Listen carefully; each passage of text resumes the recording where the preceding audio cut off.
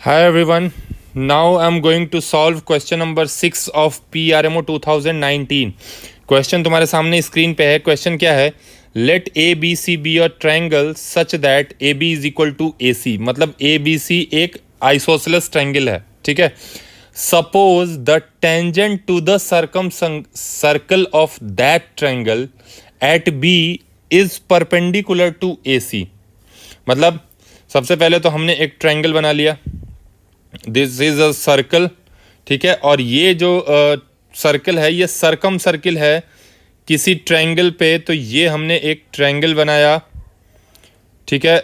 Such that इस triangle का नाम दे दिया हमने ए बी सी. थोड़ा सा इसको और ऊपर बढ़ा लेते हैं. This is A, this point is A, this is B and this is C. ठीक है. ये हमारा जो है ये सर्किल है.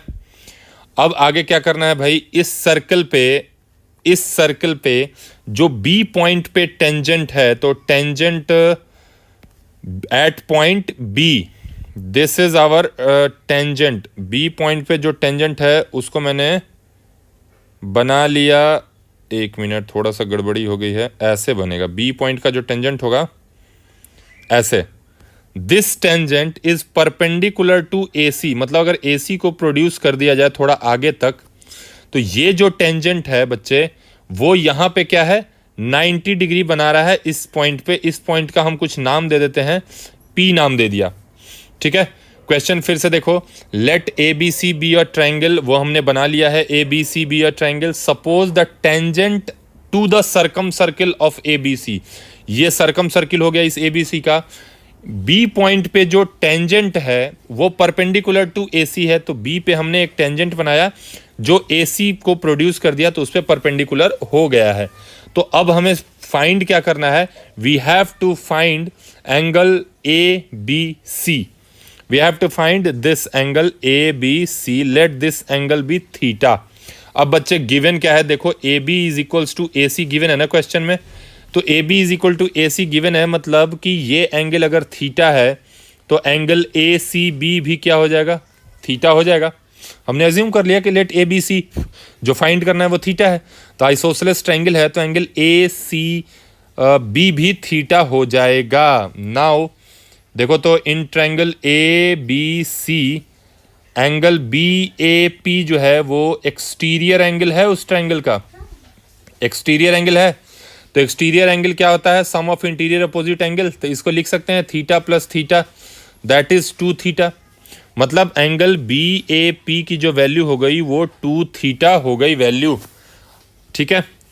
नाउ एक और आपने थ्योरम पढ़ा होगा, angle in alternate segment are equal.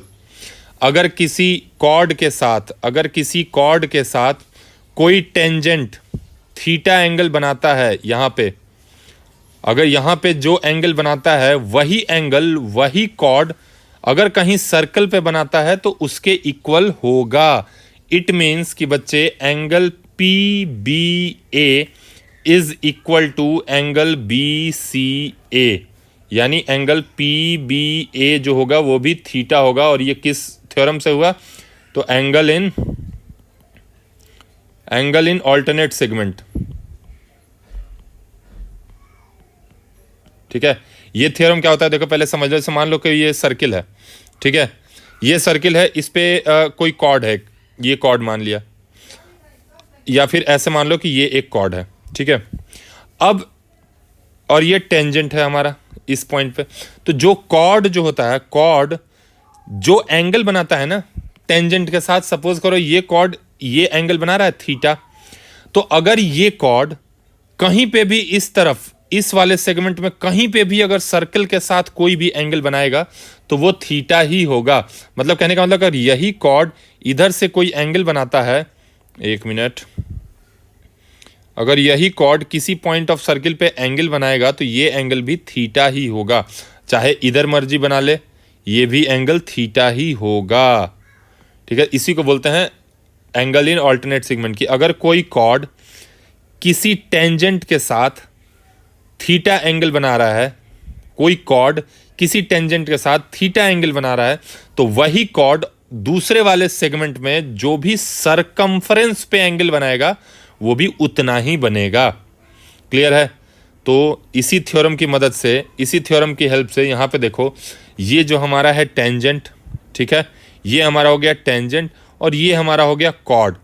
अब ये कॉर्ड ये वाला जो एंगल बना रहा है टेंजेंट के साथ, वही एंगल इसके इक्वल होगा ना, जो एंगल ए सी बी के, दिस एंगल के।